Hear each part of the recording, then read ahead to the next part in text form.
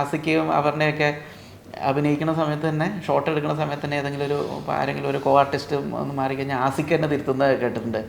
ആ വാക്ക് മാറ്റല്ലേ, അത് മറ്റേ ഇൻട്രോന് മുന്നിലുള്ള ആ സീനിൽ ഇത് പറയുമ്പോൾ ഇത് ഇവിടെ ഇങ്ങനെ മാറ്റിക്കഴിഞ്ഞാൽ അവിടെ അതിന് ഇടി വരും എന്നുള്ളത് നോക്കിയിട്ട് അവരത്രയും കോൺഷ്യസ് ആണ്. അപ്പോൾ ആ കിഷ്കിന്ധയുടെ ഏതോ ഒരു സീൻ ഷോട്ട് എടുക്കുന്നതിന് തൊട്ട് മുന്നേ പാഡ് നോക്കിയിട്ട് എടാ ഈ ഡയലോഗ് ഇങ്ങനെ ആക്കിയാലോ എന്ന് പറഞ്ഞ് ഞാനൊന്ന് ജസ്റ്റ് എഴുതി കാണിച്ചു.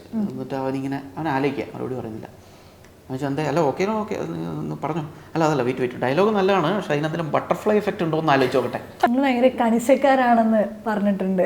എപ്പോഴൊരു ഷോട്ടിൽ കൃത്യമായിട്ടുള്ളത് നിങ്ങൾക്ക് തന്നെ ഒരു ധാരണയുണ്ട്, അത് വേണം എന്നുള്ള ഒരു ഇംപ്രവൈസേഷനുള്ള ഒരു സ്കോപ്പ് അവിടെ ഇല്ല എന്ന് പറയാറുണ്ട്. അപ്പം ആർട്ടിസ്റ്റുകൾ പലരും പല രീതികളിലുള്ള ഔട്ട്പുട്ട് വരുന്ന ആളുകളുണ്ടാവുമല്ലോ. ചിലർക്ക് ഇംപ്രവൈസേഷൻ ആയിരിക്കും കൂടുതൽ കംഫർട്ടബിൾ, ചിലർക്ക് ഇതല്ല കൃത്യമായിട്ടുള്ള നരേഷൻ അതുപോലെ പോകുന്നതായിരിക്കും. അപ്പോൾ ഇംപ്രവൈസേഷൻ ഇഷ്ടമുള്ള ആൾക്കാരെ ഇതിലേക്ക് കൊണ്ടുവരുന്നത് പ്രയാസമാണോ? അല്ല അതുകൊണ്ടല്ല കേട്ടോ, കണിശത കൊണ്ടല്ല. അല്ല ഞാൻ നെഗറ്റീവായിട്ട് പലതും നല്ല അടിപൊളി, ആ മൊമെന്റിൽ അടിപൊളിയാണെന്ന് തോന്നുന്ന രീതിയിലുള്ള ഇംപ്രവൈസേഷൻസ് സജഷൻസ് ആയിരിക്കും പറയാം അവർ കിട്ടുക. അത് കേൾക്കാൻ നല്ല രസമായിരിക്കും. പക്ഷെ നമുക്ക് ടോട്ടൽ പിക്ചറിൽ ഇതിൻ്റെ ബട്ടർഫ്ലൈ എഫക്റ്റ് ഒന്നും കൂടി ഒന്ന് ആലോചിച്ച് നോക്കണം.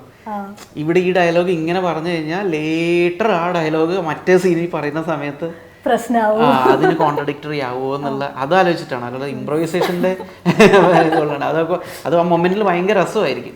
അപ്പം അത് എനിക്കത് ആ അവയർനെസ് എപ്പോഴും സ്റ്റിക്ക് ചെയ്യുന്ന വെച്ചാൽ അഭിജിത്ത് എന്ന് പറഞ്ഞാൽ നമ്മളൊരു സുഹൃത്തും അസോസിയേറ്റ് ഡയറക്ടറും ഉണ്ട്, കിഷ്കിന്ധയിലൊക്കെ ഉള്ളത്.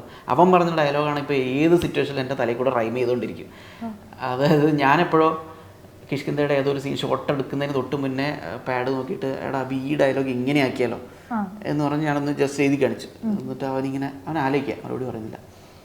എന്താ അല്ല ഓക്കെ ഒന്ന് പറഞ്ഞു. അതല്ല വെയിറ്റ് ഡയലോഗ് നല്ലതാണ്, പക്ഷെ അതിനെന്തെങ്കിലും ബട്ടർഫ്ലൈ എഫക്റ്റ് ഉണ്ടോ എന്ന് ആലോചിച്ച് നോക്കട്ടെ.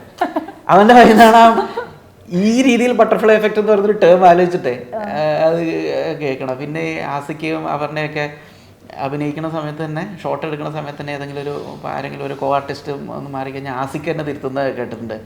ആ വാക്ക് മാറ്റല്ലേ, അത് മറ്റേ ഇൻട്രോന് മുന്നിലുള്ള ആ സീനിൽ ഇത് പറയുമ്പോൾ ഇത് ഇവിടെ ഇങ്ങനെ മാറ്റിക്കഴിഞ്ഞാൽ അവിടെ അതിന് ഇടി വരും എന്നുള്ളത് നോക്കിയിട്ട് അവരത്രയും കോൺഷ്യസ് ആണ്. അപ്പോൾ അതൊക്കെ അന്നത്തെ അതൊരു ഫസ്റ്റ് എക്സ്പീരിയൻസ് ആണല്ലോ, ഫസ്റ്റ് എഴുതിയ സിനിമയുടെ. അപ്പോൾ അതിൻ്റെ ചുവട് ഇപ്പോഴും പിടിച്ചിട്ട് ബട്ടർഫ്ലൈ എഫക്റ്റ് എന്ന് പറയുന്നത് ഉണ്ടോ ഇല്ലയോ എന്നുള്ളത് എപ്പോഴും ഡയലോഗിലും മാനറിസങ്ങളിലും ഒക്കെ അത് റിഫ്ലക്റ്റ് ആവുമല്ലോ അല്ലേ, ഉണ്ടോ എന്നുള്ളത് ഒന്ന് എപ്പോഴും ക്രോസ് ചെക്ക് ചെയ്ത് വേണം അതിൽ കോൾ എടുക്കാൻ. അപ്പോൾ അങ്ങനെ അതിന് ദോഷം വരാത്ത കാര്യങ്ങളൊക്കെ നമ്മൾ ഉറപ്പായിട്ടും ചെയ്യാറുണ്ട്. പിന്നെ പലപ്പോഴും നമുക്കിത് പ്രോസസ്സ് ചെയ്യാനുള്ള സമയം ഉണ്ടാവില്ല. ഞാൻ നേരത്തെ പറഞ്ഞല്ലോ, ഒരു ഫുൾ ഡേയുടെ പരിപാടി 2 മണിക്കുള്ളിൽ തീർക്കാനുള്ള സാധനമായിരിക്കും. അപ്പോൾ ഒരു ഇംപ്രവൈസേഷൻ്റെ കാര്യം ഒന്ന് ആലോചിച്ച് പ്രോസസ്സ് ചെയ്ത് ആ സീൻ എങ്ങനെയായിരുന്നു ആ സീനൊന്നും എടുത്ത്.